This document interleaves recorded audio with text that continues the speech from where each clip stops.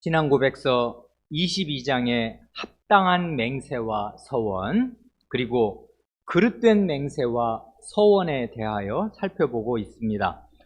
22장 마지막 7절은 그릇된 맹세와 서원에 대하여 우리에게 교훈하지 않습니까? 그래, 오늘은 마지막으로 방금 전에 읽은 본문 사무엘상 14장에서 사울 왕의 그릇된 맹세가 어떤 결과를 가져왔는지를 간단히 살펴본 뒤에 우리가 하나님 앞에서 하게 되는 맹세와 서약에 대하여 시간이 되는 대로 말씀드리려 합니다. 이스라엘의 제1대 왕인 사울 왕의 소명, 하나님이 그를 왜 왕 위에 앉히셨는가 하는 그의 소명이 무엇인가 하면 한마디로 블레셋의 손에서 이스라엘을 구원하는 것이었습니다. 그래, 사무엘상 9장 16절을 보면 사울에게 기름을 부어서 이스라엘의 지도자로 세우라고 사무엘에게 하나님께서 지시하시는 말씀이 그것인데, 그 말씀을 읽으면 이렇습니다. 이건 하나님께서 사무엘에게 하신 말씀인데, 사울이 내 백성을 블레셋 사람들의 손에서 구원하리라. 내 백성의 부르짖음이 내게 상달되었으므로 내가 그들을 돌아보았노라 말씀하십니다. 그러니 사울이 기름 부음 받는 주된 이유는 바로 이것이었습니다. 블레셋 사람의 손에서 하나님의 백성을 구원하는 것이었는데, 하도 하나님의 백성이 블레셋 사람들에게 시달린 나머지 하나님께 부르짖고 부르짖었습니다. 그래, 하나님께서 그들을 불쌍히 여기시는 그 하나님의 구원과 돌보심이 이제 이 사울을 통해서 나타나게 하실 것입니다. 이것이 사울의 소명입니다. 그럴 만큼 이 블레셋은 사사시대 내내 이스라엘의 숙적이었고 강적이었습니다.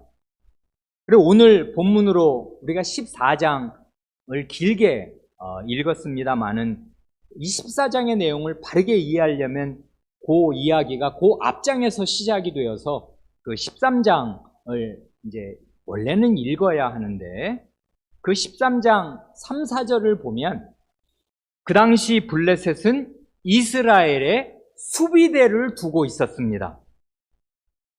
수비대가 뭔가 하면 종주국이 식민지로 지배하는 나라에 자기의 일부 군대를 주둔시키는 것이 수비대입니다. 이스라엘 땅에 블레셋 군대를 주둔시키면서 사실상 이스라엘을 블레셋의 식민지로 만든 것입니다.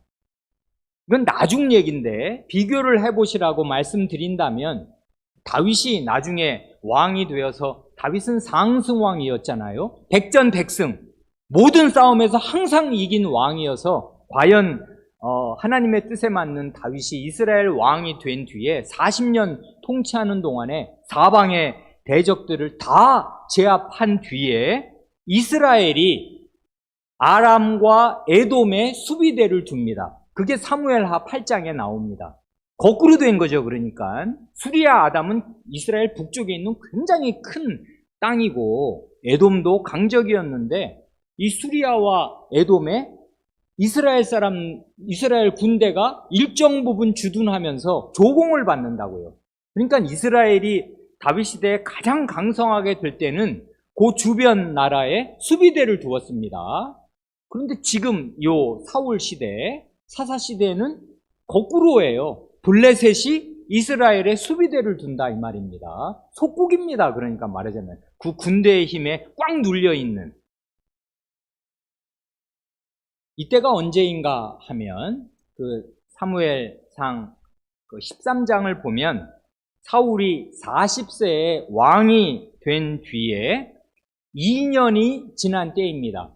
그러니까 사울 왕이 42세고 요나단은 그러니까 아마 모르긴 하여도 20대, 많이 들어봐야 사울 왕이 20살의 아들을 낳았으면 이제 22살 된 거 아니겠습니까? 그러니까 20대의 그 초반의 청년이었을 것입니다. 그런데 이때 그 사울의 그 아들 요나단이 이 14장 이야기가 그것인데, 이제 블레셋 수비대를 공격을 합니다. 아니, 잘못 말씀드렸습니다. 13장 이야기가 그것입니다. 블레셋 수비대, 이건 우리나라 영토 안으로 들어와 있는 외적의 군대니까 요나단이 용맹하게 블레셋 수비대를 공격하였습니다. 그랬더니 이제 블레셋이 주둔지에 둔 자기네 부대가 공격을 받으니까 전면전을 벌이려 하였습니다. 그래 정말 무서웠는데, 이게 어떻게 그 시대에 가능했는지 모르겠습니다만은 거기 이 블레셋의 전력, 전면전을 벌이려는 블레셋의 전력이 거기 13장 5절에 소개가 되는데, 병거가 3만이고, 그러니까 요즘 시대로 하면 탱크가 3만 대입니다. 병거는 무시무시한 거 아니에요? 말 타고 계속 달리면서 적군을 물리치는 것 아닙니까? 3만 대의 병거가 도열하면은 정말 캄캄해질 것입니다. 마병이 6천이고 군대의 수는 바닷가의 모래처럼 헤아릴 수가 없었습니다. 그러니 이스라엘 사람들이 사지가 벌벌 떨렸습니다. 그래, 이때 사울의 군대는 이제 정식 군대를 다 모을 수가 없으니까 농사지어야 될 거 아닙니까, 대개는. 그래, 이스라엘 백성 전체 중에서 예전에 우리가 사사기를 볼 때는 뭐 다 모이면 40만도 되고 하기도 합니다만은, 이때는 사울 왕이 다 돌려보내고 3,000명의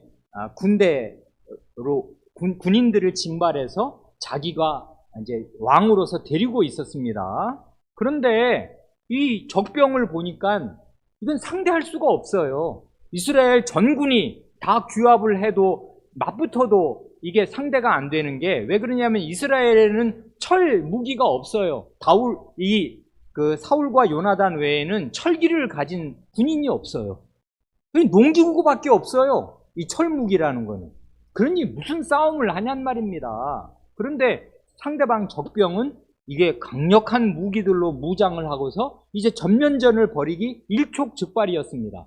그럴 때 이스라엘 백성들이 적군의 이 상태를 보고서 벌벌 떨었습니다. 사울 왕도 벌벌 떨렸습니다. 군대들이 도망가기 시작해서 나중에 13장에 된 일을 보면 3,000명 중에 600명이 남았습니다. 어떻게 싸우냔 말입니다. 600명 가지고. 이게 마병 6,000명의 10분의 1도 안 되는 병력을 가지고 무슨 싸움을 어떻게 하겠습니까?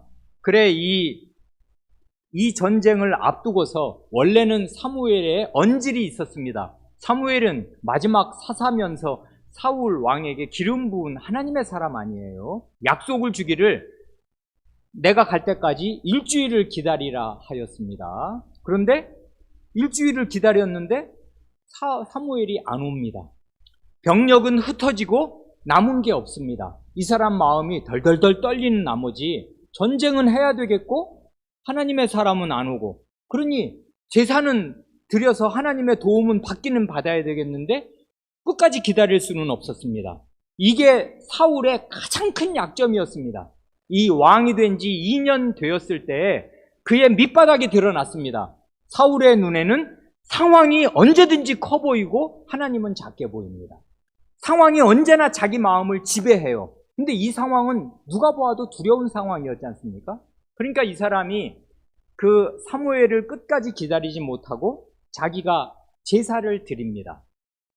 많은 해석자들은 왕이 제사를 드렸다고 그것을 탓하는데, 왕이 제사를 드리지 않았을 것입니다. 제사장 데리고 다니거든요, 왕은. 그러니까 제사장을 시켜서 제사를 드리게 하였을 것인데, 여기에 관건은 뭐냐 하면은 하나님의 사람을 기다리는 것입니다. 이게 하나님을 기다리는 거거든요. 이 전쟁은 하나님께 속한 전쟁이고 하나님 백성을 구하시려고 사울을 왕으로 두셨어요. 이게 사울의 소명입니다. 그러면 자기를 왕으로 기름 부으신 하나님이 살아계시는 한에는 나를 왕으로 세우신 이 목적을 이루어 주실 것이다 하고 하나님을 기다려야 하는데, 상황이 그를 압도하였습니다. 우리 많은 신자들이 그런 거 아닙니까? 하나님이 살아계심에도 불구하고 상황이 나빠지면 상황이 자기를 압도해요. 하나님을 결코 기다리지 못합니다. 그리고 수를 써요. 자기 수를. 그래 제사를 드리고 이제 번제와 화목제를 드리려고 하고 번제를 딱 드리고 났는데 사무엘이 왔습니다. 그러니 사무엘이 당장 내가 기다리라고 하지 않더냐. 그랬는데 백성은 흩어지고 당신은 정한 길 일주일까지 안 오고 그러니 내가 하는 수 없어서 제사를 드렸습니다. 변명을 합니다. 사울은 늘 이렇습니다. 상황을 핑계를 대요. 그러니 그때 사무엘이 폐위 선언을 합니다. 당신이 하나님을 그렇게 믿지 못하니 하나님은 자기의 마음에 맞는 사람을 세워서 이스라엘의 지도자로 삼으시겠다 하고 가버린단 말입니다. 그래 이 사람이 왕 된 지 2년 만에 말하자면은 하나님의 마음에 맞는 다른 사람을 지도자로 세우실 것이라는 말을 듣고야 맙니다.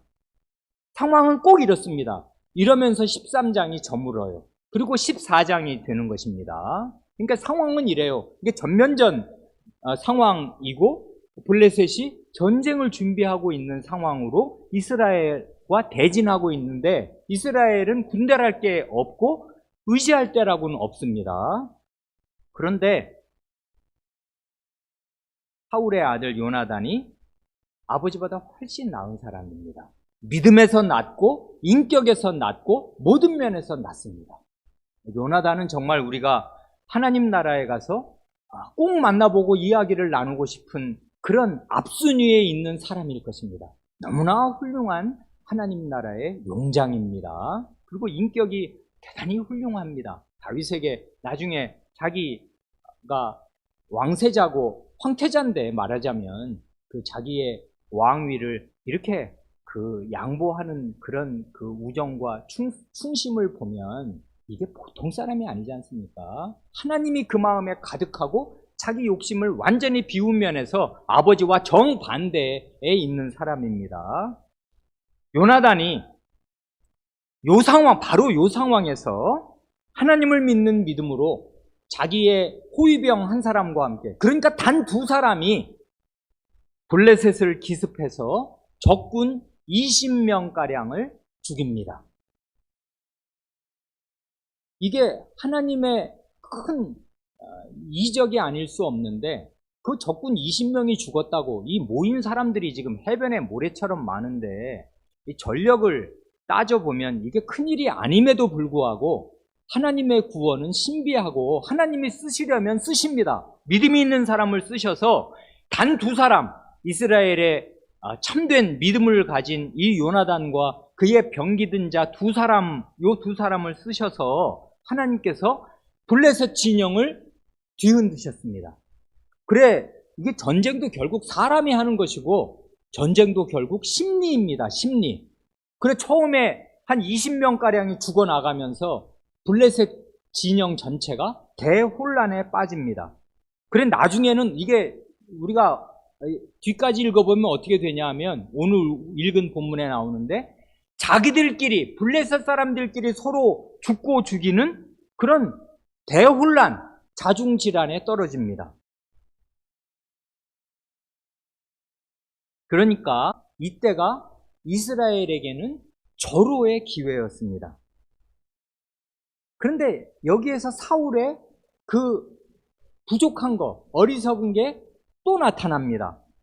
이제 상황을 보니 적군은 자중질환에 떨어져서 혼란하고, 그러니까 이게 다 어찌게 된 일이냐 하고 원인을 맨 처음엔 몰랐어요. 모르죠. 갑자기 적군이 막 이게 전열을 딱 정비해 있다가 전열이 무너지면서 자기들끼리 막 혼란스럽단 말입니다. 이게 다 뭐냐 하면서 하나님의 궤를 가져오라고 합니다. 이때 아마 전쟁에 나갈 때 궤를 가지고 갔던 모양이죠. 하나님의 궤를 가지고 오라고 하고 제사장에게 이 전쟁 누가 나갈까요? 언제 나갈까요? 하나님께 여쭈려고 하다가 제사장을 오라고 해놓고는 상황을 보니 적군이 점점 더 막 혼란스러워져요. 그러니까 그만두라고 합니다. 그러니까 13장과 정반대지 않습니까? 13장은 하나님께 이제 상황이 굉장히 어려워지니까 자기가 하나님의 도움을 어떻게든지 받아내려고 하나님의 사람이 기다리려고 한 것을 끝까지 지키지 못하고 자기 식대로 제사를 드리다가 그 사달이 났고 이제 큰 책망을 들었는데, 여기서는 이제 하나님께 물으려고 하다가 상황을 보니 야, 이게 물을 필요가 없어요. 왜냐하면 상대방이 막 스스로 무너지고 있어. 이러니까 물을 필요 없다 하고서 그만두라고 합니다. 그러니까 이 사람은 언제든지 상황에 휘둘려요. 상황이 유리할 것 같으면 하나님께 묻는 일을 멈추고, 상황이 불리하면은 하나님의 말씀이 있는데도 불구하고 하나님의 도우심을 자기가 얻어내려고 해요. 헛된 기도를 드린단 말입니다. 그래, 이런 일을 하였습니다. 그만두라고 합니다. 제사장에게 하나님께 묻는 걸 멈추라고 해요. 19, 20절, 14장 19, 20절이 그거 아닙니까? 이때 어떤 일이 일어나는가 하면 반전이 일어나는데, 이렇게 어쨌든 적군의 전열이 무너지고 대세가 기울어지니까 블레셋 사람들과 함께 살던 이스라엘 사람들이 이스라엘 편으로 합류합니다. 이게 20절, 22절에 21절, 22절이 그 이야기잖아요. 이 상황을 생각해보면 이건 대단히 슬픈 이야기고, 우리나라 일제시대 때 생각하면 알 수 있는 거지 않습니까? 일제시대 어떻습니까? 우리나라가 일본의 식민지면은 우리나라 사람들 징용으로 끌어가잖아요. 노동력을 착취한다고요. 그래서 장정들, 일할 만한 사람들을 끌어다가 일본으로 데리고 가서 그 값싼 노임으로 거의 노임을 안 주다시피 하고 그 일을 시키는 거 우리가 다 알지 않습니까? 일제 징용에 끌려갔다가 죽은 사람, 그 다음에 뭐 원자폭탄을 맞은 사람, 그 불구의 몸으로 돌아온 사람, 이런 사람들 있어서 뭐 배상 청구하고 뭐 지금 그러는 거 아닙니까? 그러는 것처럼 이스라엘 사람들인데 블레셋 사람과 함께 사는 이스라엘 사람들이 있었어요. 그 사람들이 끌려갔다가 자의로 그랬는지 억지로 그랬는지 우리가 모릅니다만은 자의로 그런 게 아닌 것 같습니다. 왜냐하면 이때 블레셋 대세가 기울어지고 블레셋 군들이 무너지니까 이 사람들이 블레셋과 함께 있다가 이스라엘 군으로 합류를 한단 말입니다. 그리고 이 블레셋이 이렇게 전열을 정비해서 쳐들어올 때 다 산속에 숨었던 사람들이 쏟아져 나와서 블레셋을 추격하기 시작하였습니다. 그래 이제 전세가 뒤집어졌어요. 블레셋은 자중질환에 떨어졌고 이제 블레셋 내부에 있던 이스라엘 사람들도 반기를 들었고 숨어있던 이스라엘 사람들이 쏟아져 나오면서 블레셋을 추격하기 시작하였습니다. 이때 우리의 주제 맹세가 나옵니다. 사울 왕이 경솔한 맹세를 합니다. 24절 이하가 오늘 우리가 읽은 말씀이 그 말씀 아닙니까? 이날에 이스라엘 백성들이 피곤하였으니 이는 사울이 백성에게 맹세시켜 경계하여 이르기를 저녁 본 내가 내 원수에게 보복하는 때까지 아무 음식물이든지 먹는 사람은 저주를 받을지어다 하였습니다. 그러므로 모든 백성이 음식물을 맛보지 못하고 그들이 다 수풀에 들어간 즉 땅에 꿀이 있더라 합니다. 상황 이해되시지요? 과거에 사사 입다가 암몬과 전쟁을 하러 가면서 절실한 마음으로 승리를 바란 나머지 도에 지나친 소원, 우리 집에서 누구든지 먼저 나오는 그 사람을 내가 하나님께 돌리되 번제물로 드리겠다, 이런 소원을 하였듯이 전쟁을 앞두고는 뭘 거는 거잖아요. 절실하단 말입니다. 지금 목숨이 왔다 갔다 하는 때니까. 그처럼 사울 왕도 이 숙적 블레셋과의 대전에서 절박하게 승리를 바란 나머지 백성에게 저주의 맹세를 시켰습니다. 이건 그 뒤의 일이 증명하는 대로 경솔하고 무리한 맹세였습니다. 왕권을 남용한 어리석은 맹세였습니다. 그런데 이 사무엘서를 기록한 이 저자가 쓰는 말에서 사울이 하는 말에 이 전쟁에 대한 사울 왕의 인식이 드러납니다. 24절이 그거지 않습니까? 저녁 곧 내가 내 원수에게 보복하는 때까지. 아무 음식도 먹으면 저주를 받을지어다 하고 저주의 맹세를 왕으로서 백성에게 걸어 놓았습니다. 여기 내가 내 원수에게 보복하는 때까지라 합니다. 그는 이 전쟁을 자기중심적으로 이해하고 있었습니다. 내가 이 전쟁을 싸울 것이고 내 원수에게 보복할 것입니다. 그러나 실상은 그 앞 23절 말씀이 보여주듯이 여호와께서 그날에 이스라엘을 구원하신 전쟁이었습니다. 이 전쟁은 여호와 하나님의 전쟁이었고 하나님의 백성을 구원하기 위한 전쟁이었습니다. 사울 왕의 소명 자체가 그래요.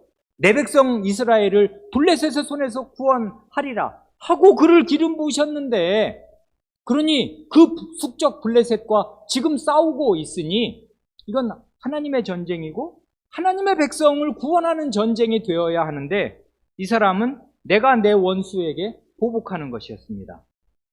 이런 자기중심성이 나중에 어떻게 더 깊어지고 확대되고 더 저열하게 떨어지는가 하면, 이게 이 죄를 참되게 이 사람이 회개하지 못하거든요. 그러면 죄가 점점 자라고 점점 더 깊어지고 고주로합니다.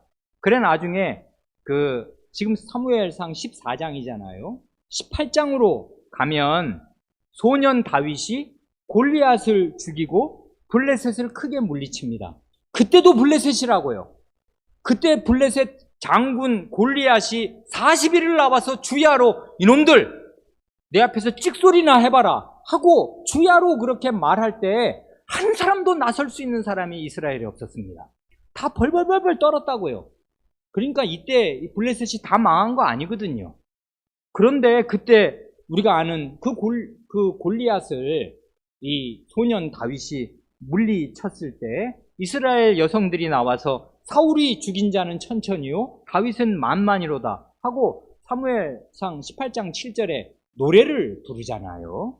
그럴 때 이 사울 왕은 마음의 기쁨이 다 사라졌습니다. 심히 불쾌하게 여겼고 진노에 마지 않았습니다. 그래 구국의 영웅 블레셋의 손에서 자기 나라를 구한 그 영웅을 곧바로 살해하려 하였습니다. 창을 던졌다고요. 2번이나. 그러니까 이 사람은 자기 원수였고 블레셋이 전쟁도 자기중심적으로 이해해요. 하나님의 백성을 구원할 내가 하나님의 도구가 된다. 이런 생각이 점점 더 옅어졌습니다.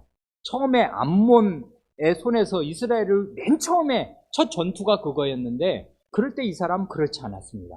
점점 나빠집니다. 왜 그러냐면 그 속에 하나님을 크게 생각하는 마음, 하나님의 말씀에 대한 이해가 적으니까 욕심이 살아나면서 전쟁에 이기든 전쟁에 지든 벌벌 떨든 간에 언제든지 생각이 자기중심적이었어요. 그래, 이 사람이 이 전쟁을 자기중심적으로 이해하면서 종교적인 열심히 발동을 해서 어리석은 맹세를 시킵니다. 그러니까 자기 나름에는 이게 절실함의 반영이에요. 내 이 원수놈들 물리치기 전까지는 먹지도 마시지도 말고 이놈들아 싸워라 하면서 이제 이 저주의 맹세를 왕으로서 걸어 놓았단 말입니다. 그래서 저녁 때까지, 그러니까 해질 때까지, 오늘이 다 갈 때까지 아무것도 먹어서는 안 되고 그 먹을 시간에 적들 죽여라 이 얘기인데, 대단히 어리석은 맹세였고 이 어리석은 맹세의 해로운 결과가 무엇이었는지 그걸 대강 3가지로 정리하여 말씀드릴 수 있겠습니다.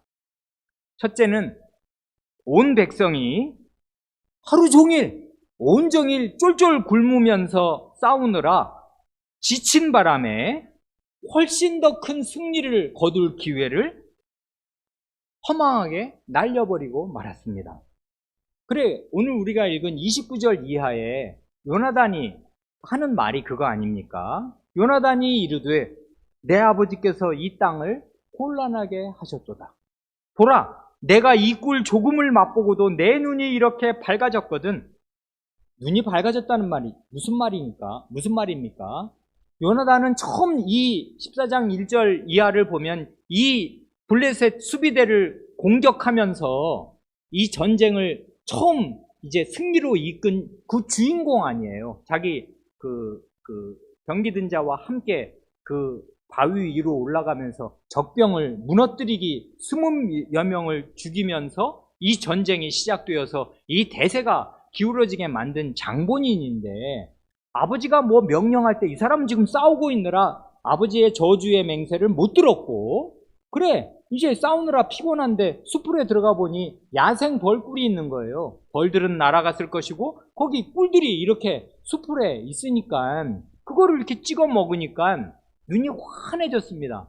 싸우는 게 얼마나 힘든 것입니까? 사람 죽이는 거 쉽습니까? 그러니 이 20몇 명을 죽이고 그 뒤에 계속 더 적군을 추격하면서 죽이고 나아가니 온몸에 힘을 다 썼을 것이고 한두 시간만 하면 진이 쪽빠질 일인데, 그러니 배고프잖아요. 그럴 때 꿀을 조금 먹었더니 눈이 환히 밝아질 만큼 새 힘을 얻었단 말입니다. 하물며 내가 이렇게 꿀 조금 먹었다고 이렇게 눈이 환히 밝아졌는데, 하물며 백성이 오늘 그 대적에게서 탈취하여 얻은 것을 자기 마음대로 먹었더라면 블레셋 사람을 살육함이 더욱 많지 아니하였겠느냐. 이게 이 전쟁을 승리로 이끈 장본인인 이 아들 요나단이 빠르게 판단한 판단입니다. 누구나 다 이렇게 판단할 수 있어요. 그렇잖아요. 전쟁할 때 먹으면서 싸워야지 어떻게 굶고 싸운단 말입니까? 어리석은 맹세 덕분에 백성이 이 저주가 두려워서 저녁 해질 때까지 아무것도 먹지 못했고, 그러느라고 지쳐서 적군을 더 많이 죽일 수 있었는데 죽이지 못하였습니다. 둘째로, 결국에는 아마 해가 졌을 것인데 허기를 도저히 참을 수 없게 된 백성들이 이제는 배가 너무 고픈 나머지 짐승을 잡아서 피를 뺄 여가도 없이 닥치는 대로 피째 먹는 바람에 음식에 관한 하나님의 율법을 어기게 되었습니다. 우리 다 아는 대로 레위기 그 19장 26절을 보면 모세의 율법에 이스라엘은 이걸 아주 철칙처럼 지키지 않습니까? 피째 먹으면 안 됩니다. 왜냐하면 그 피는 다 하나님의 것이고 피는 생명을 뜻하고 그 생명의 주인은 하나님의 것이어서 그 고기를 먹을 수 있지만 노아 시대 이후로는 하나님이 육식을 허용하시거든요. 그래 원하는 대로 먹지 못할 짐승이 있지만 소나 양이나 뭐 염소나 먹고 싶은 대로 자기가 잡아먹을 수 있으나 피는 다 빼고 먹으라. 그래서 그걸 코셔라 그러잖아요. 코셔된 음식을 먹어야 한단 말입니다. 피를 다 빼야 돼요. 그래서 피를 다 흘릴 때까지 다 피를 처리하는 이스라엘의 방식대로 피를 다 빼고 나서 남은 고기를 먹어야 되는데 그럴 여가가 없어요. 언제 피를 피 빼는데 시간이 꽤 걸리잖아요. 그거 언제 빼고 있냔 말입니다. 배가 고파 죽을 지경이니까.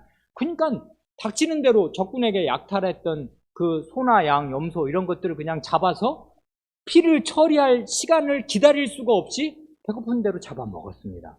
그래 온 백성이 군인들이 하나님의 율법을 어기게 되었습니다.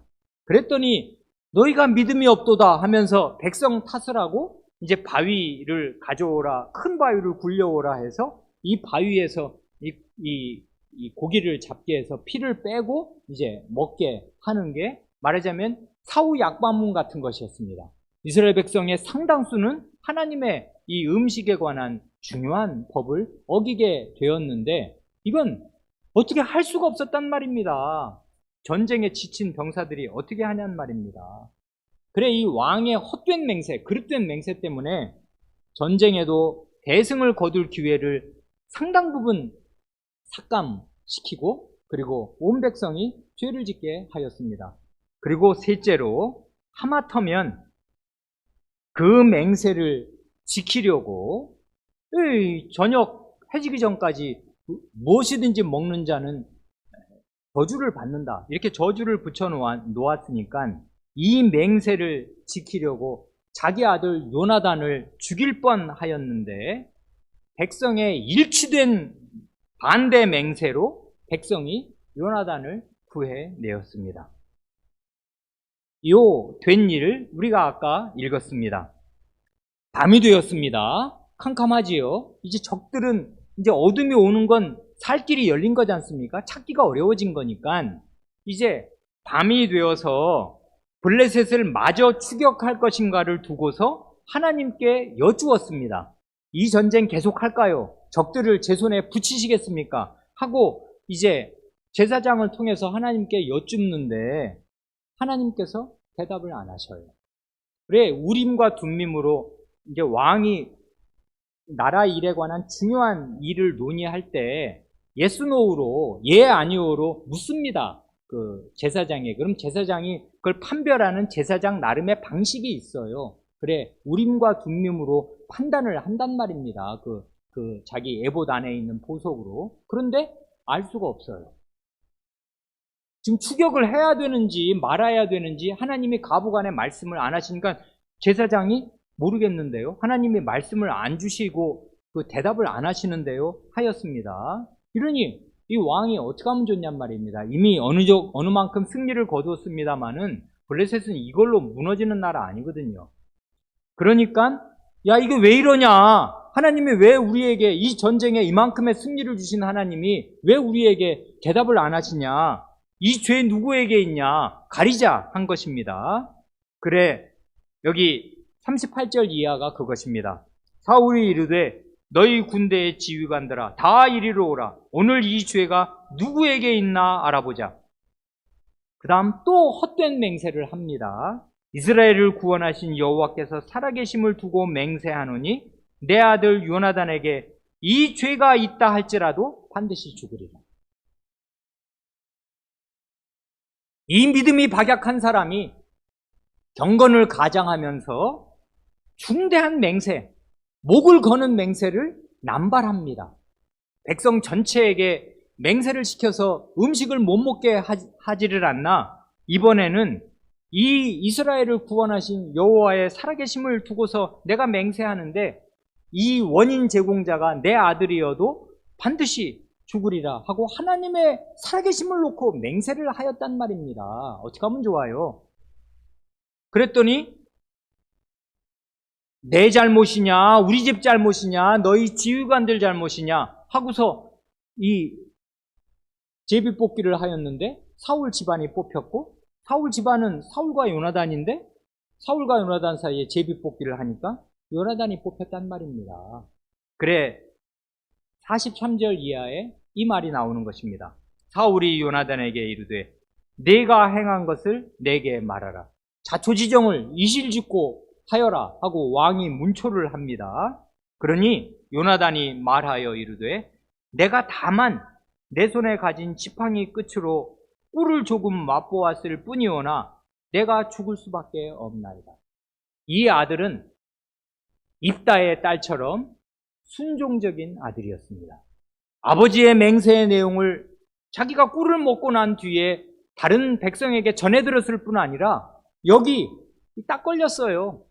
제비뽑기로 자기가 뽑혔단 말입니다. 그래, 이 하나님께서 이 추격전을 벌일 것인가 말 것인가에 아무 대답도 하지 않으신 원인 제공자가 나다 하는 사실이 제비뽑기로 온 백성 앞에 드러났으니 나는 죽을 수밖에 없습니다. 아버지의 맹세대로 나는 죽어야 하겠습니다. 그랬단 말입니다. 그랬더니 사울이 이르되 요나단아 내가 반드시 죽으리라.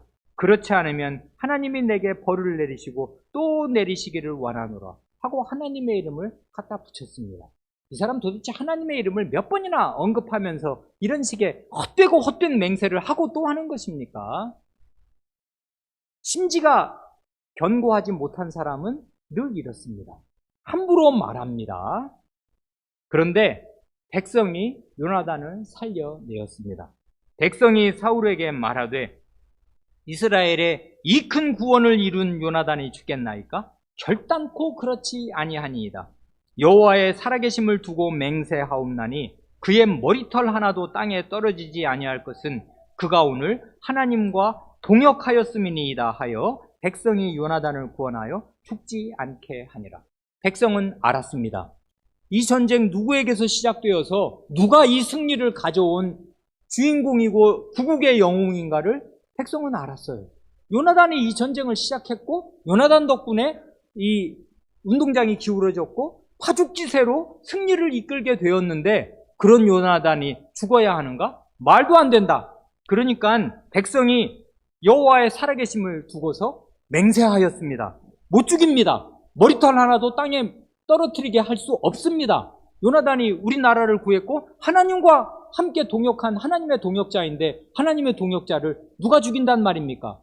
하고 온 백성이 들고 일어나서 하나님의 이름으로 맹세를 하니 왕도 어떻게 할 수가 없었습니다. 그래 결국은 이 저주의 맹세는 어떻게 된 것입니까? 유야무야 되었습니다. 저주를 받아야 돼요. 원래는 죽어야 돼요. 그런데 안 죽었어요. 여호와의 사심을 걸고 왕이 백성 앞에서 한 맹세가 뒤집어졌어요. 아무 뜻도 없게 되었단 말입니다. 하나만 한 말이 되었잖아요. 있는 둥 없는 둥. 그런 말 왜 했단 말입니까? 그러니 이 쓸데없는 맹세, 이 부실하고 경솔한 맹세가 왕의 위신을 깎아내리고 이 왕이 얼마나 부실한 사람인가를 입증하는 도구밖에 되지 않았습니다. 그래 많은 사람이 자기가 절박하고 뭘 하면은 서원을 해요. 서약을 한다고요.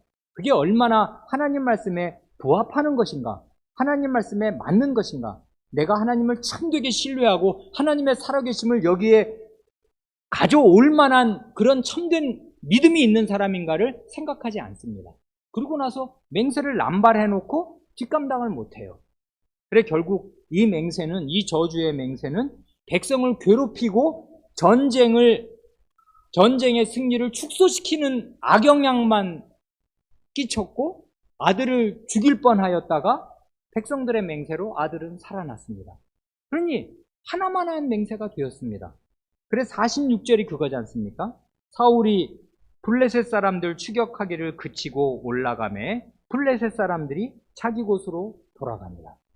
너무나 안타까운 일이 벌어졌어요. 이 밤에 마저 추격을 했었어야 됐고, 근데 이 맹세를 이 수습하느라고 시간을 다 보냈고 결국은 이렇게 되고 나니까 요나단은 살아났습니다마는 추격은 멈추었고 블레셋 사람들은 다 자기 숨을 곳으로 숨어서 전열을 재정비할 수 있게 되었습니다. 그래서 나중에는 몇 장 지나고 나면 블레셋이 또 강성해져서 이스라엘 전군이 꼼짝 못하는 그런 세력을 다시 이제 회복할 수 있게 되었습니다. 그러나 우리는 그 다음 47절, 48절을 마저 읽습니다. 그게 뭐냐 하면 이 성경을 겉으로만, 그러니까 자기 좋은 대로만 읽는 사람은 사울 왕을 한없이 폄하하기만 합니다. 사울 왕의 공과를 제대로 균형 있게 판단하지 않아요. 그러면 그게 이스라엘의 역사에 대한 무지가 되는데, 사울 베냐민 지파 아니에요. 베냐민 지파의 초대 그 왕이 된 사람인데 나중에 보면 이 사울의 이름을 따서 자기 아들의 이름을 짓는 사람들도 베냐민 지파에 나와요. 우리가 아는 유명한 사람도 그렇지 않습니까? 그러니까 사울 왕은 이스라엘 나라에서 무시받는 사람 아닙니다. 왜 그렇습니까? 47절, 48절이 사울 왕의 업적을 종합적으로 정리하여주는 말씀입니다. 사울이 이스라엘 왕 위에 오른 후에 사방에 있는 모든 대적, 곧 모압과 암몬 자손과 에돔과 소바의 왕들과 블레셋 사람들을 쳤는데 향하는 곳마다 이겼고 용감하게 아말렉 사람들을 치고 이스라엘을 그 약탈하는 자들의 손에서 건졌더라 합니다. 백전백승처럼 보이지만 우리가 아는 대로 사무엘상 아까 말씀드린 18장 그 골리앗 시대로 가면은 뭘 백전백승을 해요.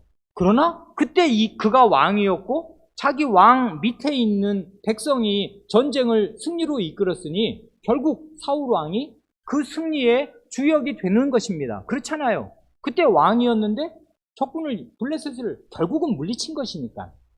그래서 결국은 사울 왕을 공평하게 보자면 하나님의 은혜가 사울 왕의 부족을 압도하였습니다.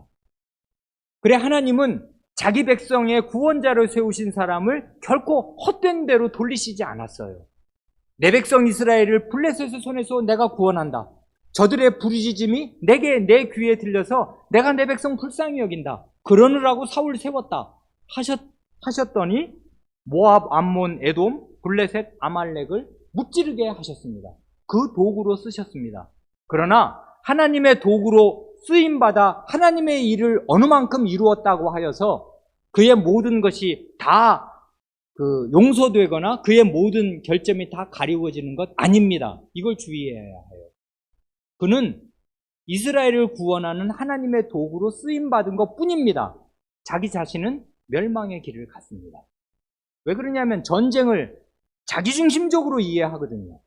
그리고 나중에는 이스라엘을 원수의 손에서 구원해낸 사람을 자기의 정적이라고 여겨서 처단하려고 한단 말입니다. 모든 것을 자기중심적으로 이해해요. 죄인의 특성입니다. 교회가 잘 되는가, 하나님 나라가 잘 되는가 아닌가에 마음이 기울어지지 않고 나를 어떻게 대해주는가, 거기에 온 마음이 기울어요. 이게 죄인의 특성이고 사울의 특성입니다.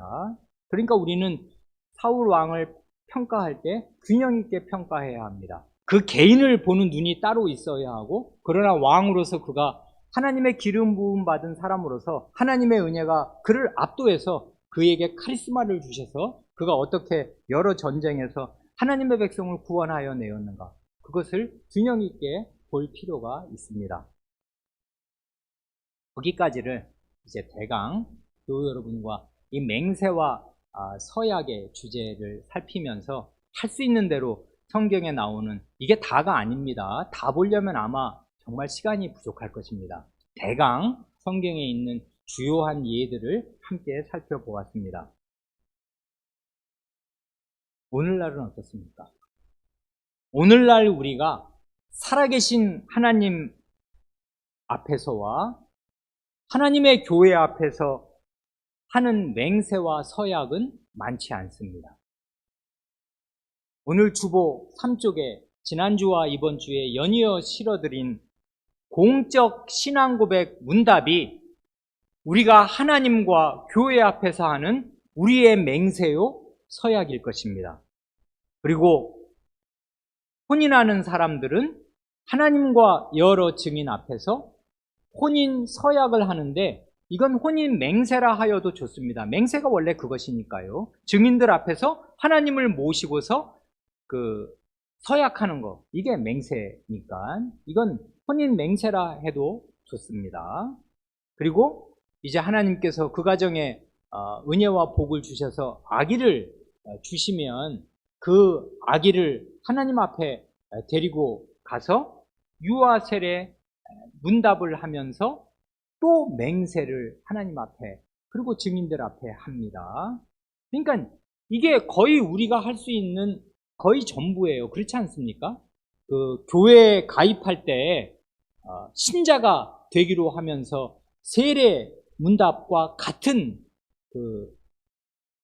등가어로 공적 신앙, 이건 세례 문답이라고 해도 좋은데 공적 신앙 고백 문답을 하고 나는 하나님을 이렇게 믿는다.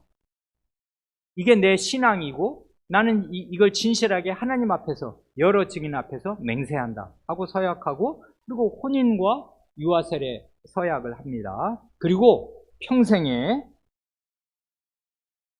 목사와 장로가 되는 사람들은 드물게, 이제 목사 되는 사람은 목사 될 때, 장로 되는 분들은 장로 될 때 임직 서약을 하고, 목사를 목사로 받는 회중은 회중의 서약을 합니다. 이런 건 평생에 많이 있는 것이 아니지 않습니까? 한 번 혹은 두어 번, 두세 번 아마 하게 될 것입니다. 그래, 우리가 이 맹세와 서약의 주제 앞에서 오늘 우리가 하나님 앞에 한 서약이 무엇이고 하나님 앞에 한 맹세가 무엇이었는가, 그걸 잘 생각하는 것이 좋을 것입니다. 왜냐하면 하나님께서 맹세한 것은 찾으셔요. 물으신단 말입니다. 책임을. 넌 맹세했지 않냐? 나를 두고서 내가 네 증인으로 소환되어서 네 앞에 서 있었지 않냐? 그 말 지켜라 하신단 말입니다.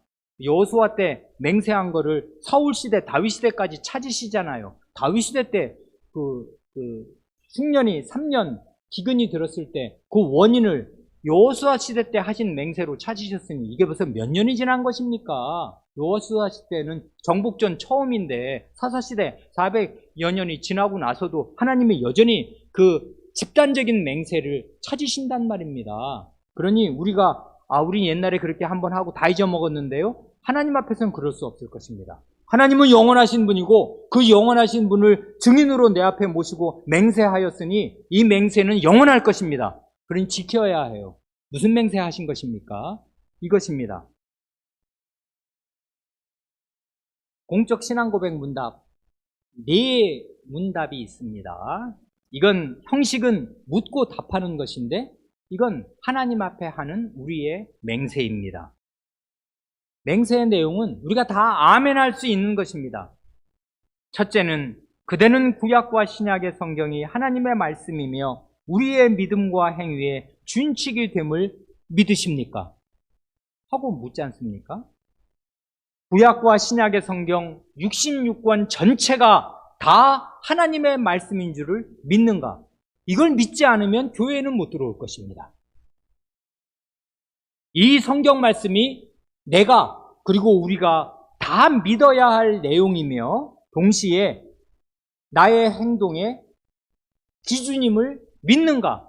이렇게 묻습니다. 성경 전체가 내가 믿어야 할 내용이고 나는 이걸 다 이해를 못하고 다 충분할 만큼 깨닫지 못해서 그렇지, 내가 깨닫는 한에서 그리고 아직 내가 깨닫지 못한 그 모든 말씀도 기록되어 있는 이 66권의 말씀은 내가 다 아멘하고 믿어야 할 내용이다. 그걸 나는 하나님 앞에 맹세합니다. 그리고 이 말씀이 내 행할 것, 하지 말라, 하라 하신 것을 명하실 때 나는 그것을 순종해야 하고 내 행위의 기준과 준칙으로 이 말씀이 서 있습니다. 나는 이대로 해야 할 사람입니다. 맹세합니다. 하고 맹세한단 말입니다. 제일 첫 문답은 성경에 대한 맹세입니다. 이게 우리 시대에 우리 교우분들이야 이게 당연한 것 같지만 제가 말씀드린 대로 20세기에 들어와서 이 맹세의 내용이 축약되었어요. 성경 전체를 하나님 말씀으로 믿지 않게 되었습니다. 많은 교회들이. 성경의 일부는 하나님의 말씀이고 일부는 전설이며 일부는 사람의 말이다. 이렇게 믿는 그릇된 믿음이 교회 안에 가득하게 되었단 말입니다. 그런데 우리는 그렇게 믿지 않습니다. 구약과 그래서 신약의 성경입니다. 성경 66권 전체가 다 하나님의 말씀이고 나의 믿음과 행위의 준칙입니다. 이걸 우리는 맹세로 이해합니다. 그 다음은 뭡니까? 그대는 하나님 앞에 죄인인 줄 알며 마땅히 그분의 진노를 받을 만하며 따라서 하나님의 크신 자비로 구원을 받지 않으면 소망이 없는 줄 아십니까? 죄를 고백합니다. 죄를 시인한다고요. 내가 하나님 앞에 가망 없는 죄인이라는 사실을 진심으로 시인하는가 묻습니다. 한 걸음 더 나아가서 내가 하나님의 진노의 대상임을 인정하는가 묻습니다. 그리고 내 안에는 아무런 소망이 없고 오직 유일한 소망은 하나님께서 자비로, 그분의 자비로 구원을 베풀어 주시는 데에 있음을 믿는가 하고 묻습니다. 여기 하나님의 공의와 자비를 동시에 고백하면서 자신의 죄인됨을 시인하는가 하고 묻지 않습니까? 부족한 대로 제가 이해하기로는 교회 안에서 생기는 많은 문제가 이 두 번째 문답의 내용을 불철저하게 이해하고 있기 때문에 일어나는 것 같습니다. 많은 사람들이 다른 교인에게 상처를 받고 교회를 떠납니다.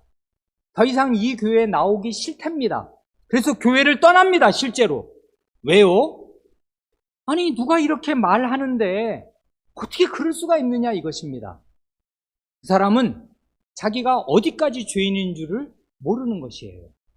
제가 그래서 한 달도 안 지났는데 얼마 전에 어느 교인을 1대1로 만나서 물었습니다. 당신 지옥 갈 죄인 맞는가? 그거 시인하는가? 지옥이 어떤 곳인 줄 아는가? 영원히 지옥이다. 당신과 나의 원래 운명이 그것이다. 그걸 모르는가? 어떻게 몰라요? 그걸 모르면 교회 못 들어오는 것이에요. 내 원래 운명, 내가 원래 받아야 할 몫이 뭡니까? 영원히 지옥 가는 거예요. 영원히 지옥에서 하나님의 저주와 형벌을 받는 게 원래 내가 받아 마땅한 나의 값이었습니다. 내 받을 몫이었어요. 아닙니까? 이걸 인정 못합니까? 그러면 그 사람은 교회는 못 들어올 것이에요. 다른 형제가 내게 비난을 하고 나를 험담하고 내게 함부로 말하고 나를 함부로 대하는 것이 전혀 기분 좋은 일이 아니고 잊혀질 일이 아닙니다만은 사실은 그 사람은 나의 죄악됨에 내가 받을 마땅한 그 벌에 1000분의 1, 10,000분의 1도 모르는 것입니다. 아닙니까? 내 죄가 그 사람이 알고 있는 그거밖에 안 됩니까? 천만에요. 나도 내 죄의 깊이를 다 모릅니다. 지옥은 무정액이라면서요. 저 밑바닥이 없는 갱도 한번 떨어지면 끝이 없어요. 더 내려가고 더 내려가고 더 내려가고 바닥이 없기에 한없이 떨어지는 그곳이 지옥입니다. 내 죄의 깊이가 그렇잖아요. 그러니 지옥에 떨어지면 영원히 나올 수 없는 것 아니에요. 그러니 내가 내 죄를 어디까지 안단 말입니까? 몰라요, 다. 그러니 남이 나를 비난하면 나는 그런 비난을 곱하기 10,000배로 받아도 마땅한 사람입니다. 아닙니까? 이걸 모르면 자기 죄를 모르는 거지요. 우리는 이걸 다 시인하고 교회로 들어옵니다. 그러니 여기에 양면이 있습니다.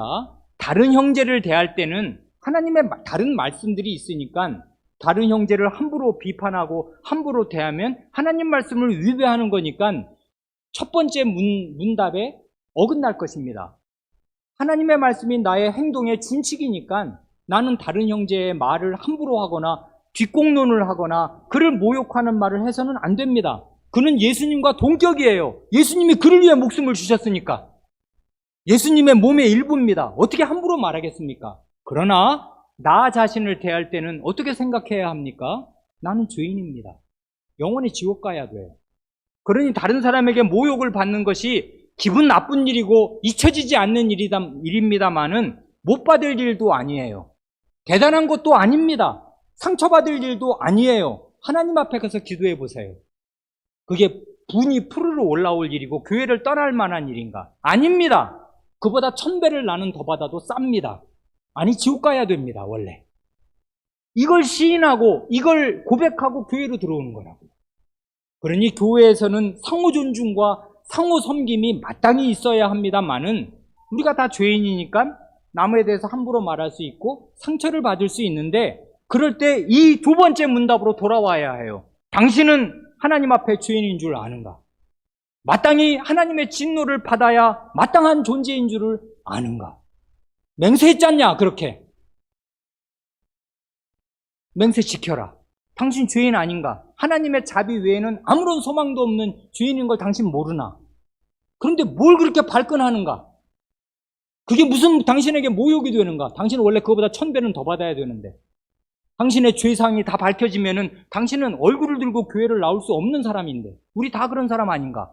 우리가 지난 일주일 동안 우리의 마음을 스쳐간 것들을 이 스크린에 놓고 다 보면 우리가 서로 얼굴 볼 수 있는 사람들인가? 무인도 가야지. 이런 죄인들이 무슨 자존심이 상했다고 교회를 안 나오는가? 교회를 떠나는가? 그런 자존심이라는 게 얼마나 죄악된 것인가 말입니다. 이 두 번째 문답을 이해를 못한 것이에요. 죄에 대한 인식이 불철저하면은 마음이 한없이 부풀어 오르고 교만하여집니다. 자기가 어디까지 죄인인지를 몰라요.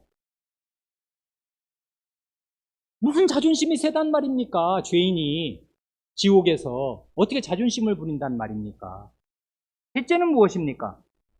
그대는 예수 그리스도께서 하나님의 아들이시요 죄인의 구주시며 우리를 구원하실 이는 다만 예수님 한 분밖에 없는 줄 알고 그분을 믿고 의지하십니까? 이건 우리가 모를 수 없는 내용입니다.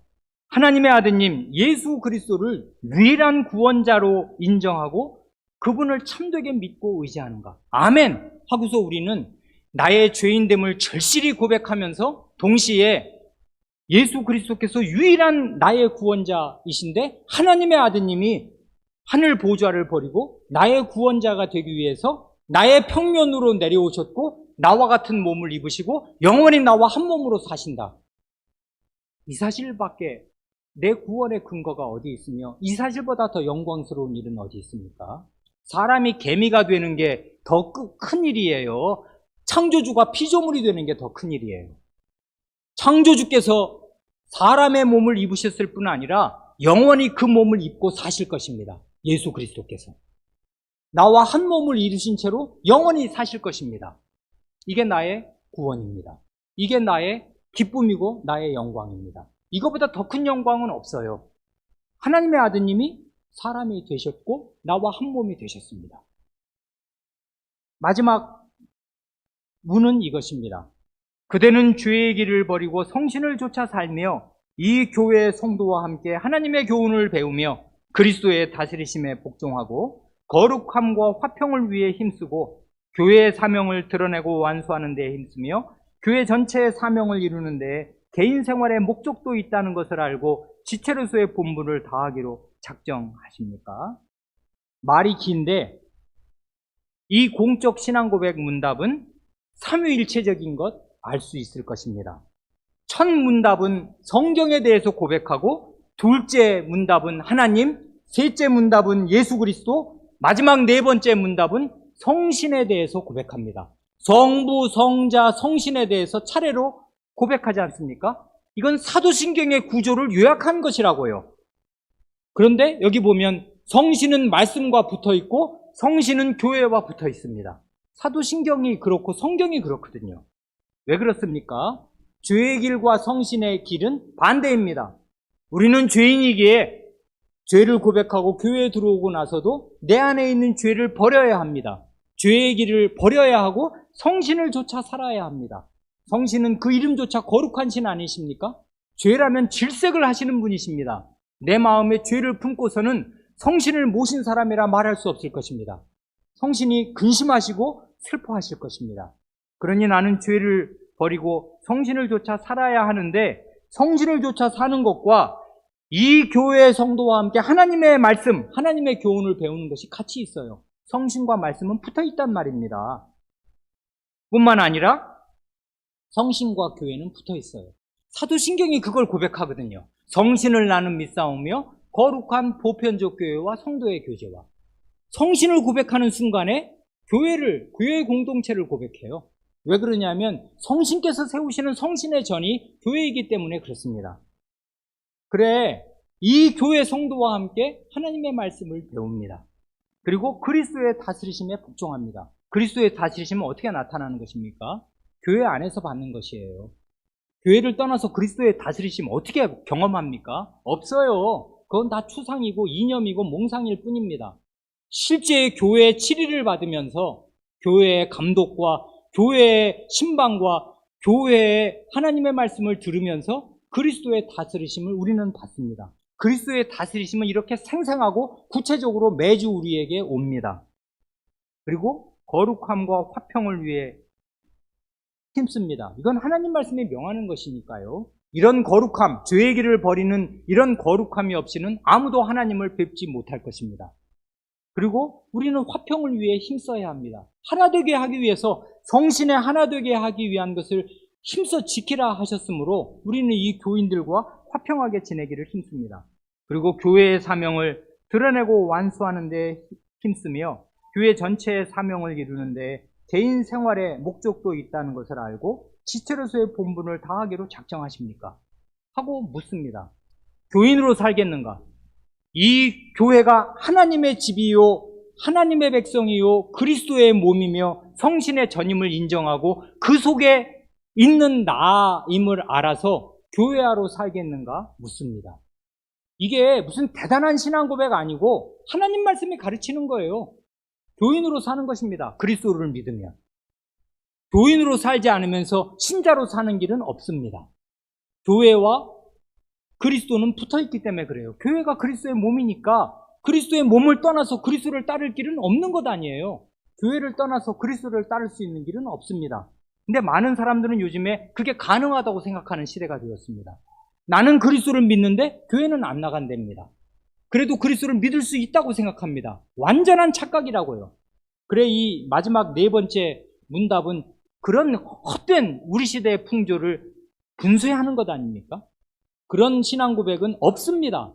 나는 그리스도를 믿는데 교회는 안 나간다? 그런 신자는 원래 없는 거라고요. 왜냐하면 그리스도는 백성이 없을 수 없는 왕이요, 몸이 없을 수 없는 머리인데 그리스도의 몸을 버리고서 머리를 무슨 수로 좇겠다는 것입니까? 없어요. 그래, 우리는 교회에 가입할 때 이 맹세를 하고 교회에 가입합니다.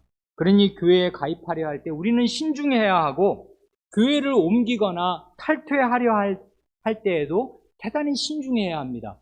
맹세했기 때문에 그래요. 이 맹세는 하나님 앞에 유효합니다.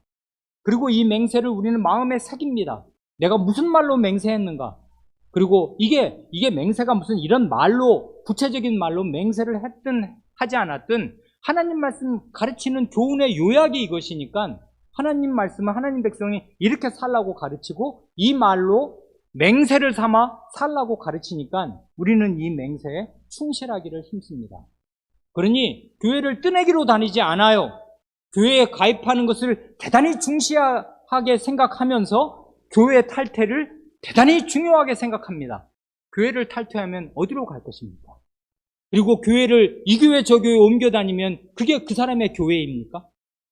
그 사람이 이 교회의 전체 사명을 이루는데 개인 생활의 목적도 있다는 것을 알고 지체로서의 본분을 다하는 사람입니까? 아니라고요. 그러면 사람답게 살 길이 없는 것이라고요. 교회를 떠나서 그리스도를 따를 수 있는 길은 없어요. 그리스도를 섬길 수 있는 길도 없습니다. 교회가 그리스도의 몸이니까 그렇습니다. 이런 서약을 하고 우리가 교회에 가입합니다. 그러니 이건 우리의 서약이며 우리의 맹세입니다. 이 맹세를 잘 기억하시고 마음에 새기시기 바랍니다. 그래서 저는 요즘에 몇 년 전부터 우리 교회에 공적 신앙 고백을 하는 사람들에게 이거 다 외우라고 시킵니다. 7회에 교회에 가입하겠다고 오기 전에 이거 다 외워와라. 그래서 맨 처음에 7회 시작하자마자 외워보라 합니다. 이 하나님 앞에 맹세하는 이 말이 당신 마음에 새겨지도록 이거 외우시라 하고, 외운 거를 확인하고 나서 이제 그의 신앙 고백이 참된 건가를 장로님들과 함께 심문합니다. 그러니 하실 수 있는 대로 이거 10번 정도 읽으시면 절반 외워질 겁니다. 20번 읽으시면, 소리내어 읽으시면 90% 외워질 것입니다. 열심히 소리내어 읽으시고 외우시면서 마음에 새기시기 바랍니다. 이게 우리의 오늘날의 맹세입니다. 기도하시겠습니다.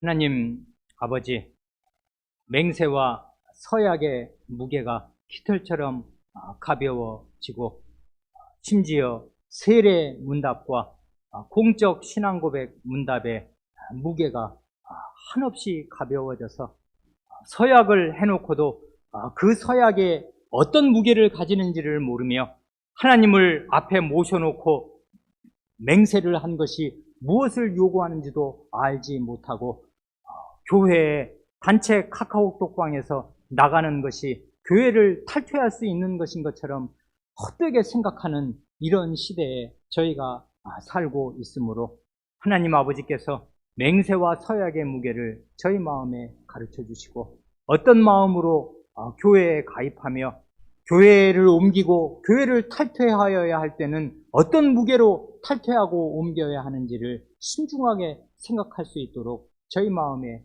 지혜를 허락하여 주시기를 구합니다. 우리 구주 예수님의 이름으로 기도합니다. 아멘.